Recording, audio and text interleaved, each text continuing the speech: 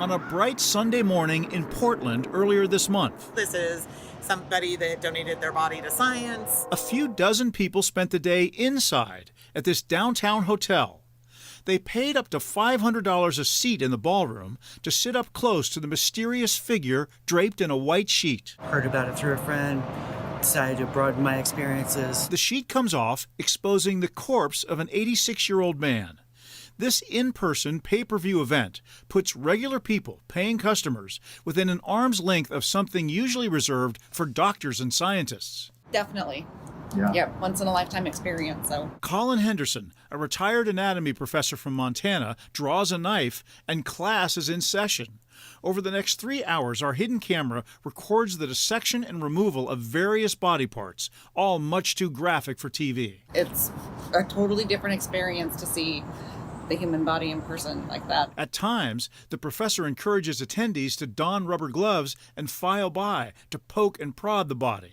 It's very educational.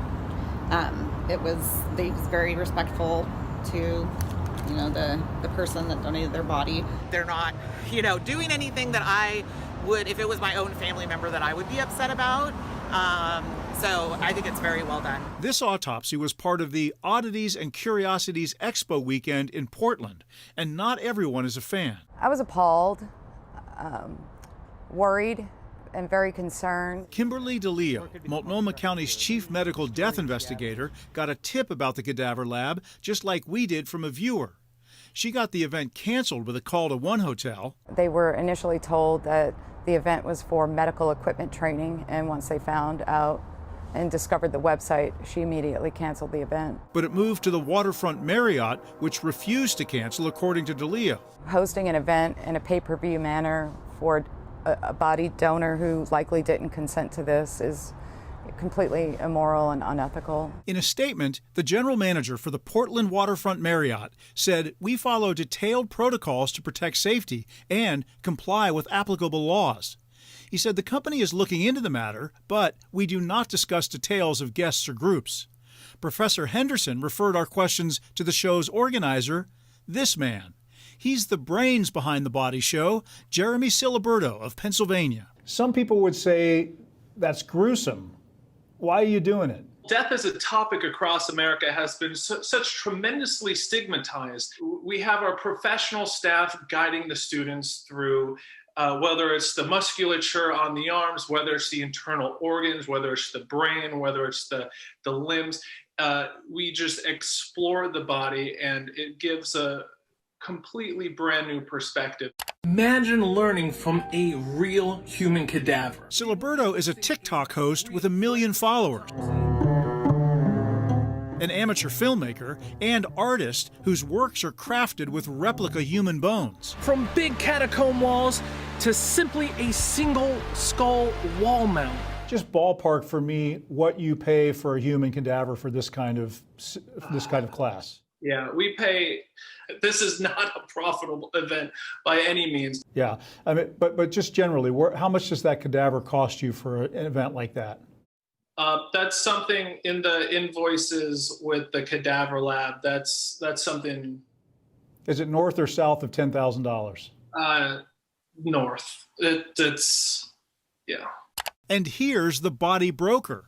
Siliberto says he purchased cadavers from Las Vegas-based MedEd Labs, a for-profit company that tells donors or their families that their bodies will be used for medical research and education. Is this really for science, or is this for a public curiosity? No, this was for science, like I mentioned. Jeremy, I want to be crystal clear about this point. Did that man or his family know that he would be part of an event where tickets were sold to the public and he would be on public view? Did he know that? Yes, that was in the contract. Can you guarantee they had knowledge that he knew that his body would be used in this way? I can guarantee that he knew his body would be used for medical education. In later emails, Siliberto said it was up to the lab to obtain that consent. MedEd Labs has not returned our calls, but told the medical examiner this. Their supervisor was unaware of the deceased being used for this event. That would mean that the man on the autopsy table or his family didn't know he would end up here. Our photojournalist noticed a medical-type bracelet on the man's wrist with the name David Saunders.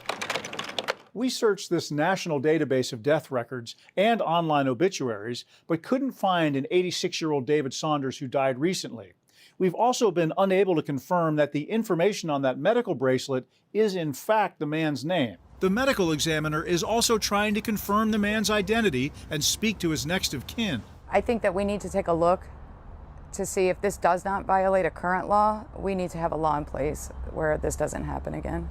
But when we interviewed Siliberto, he planned to bring live autopsies to more paying customers. We're looking at more locations across the United States in 2022 because it allows the students to explore the body in a much more intimate way. Repeating again, the show that was supposed to take place this weekend in Seattle on Halloween has been canceled. Siliberto has not explained why. I want to make a very important point here. This involves a for-profit corporation that's supplying the bodies. That's different from the nonprofits like a university that accepts a body donation so medical students can learn. In fact, the doctor who runs the University of Washington's Willed Body program is worried that a story like this could harm their program, which is already struggling because of complications from COVID. Nonprofits say they do not do this kind of thing, just to be clear on that.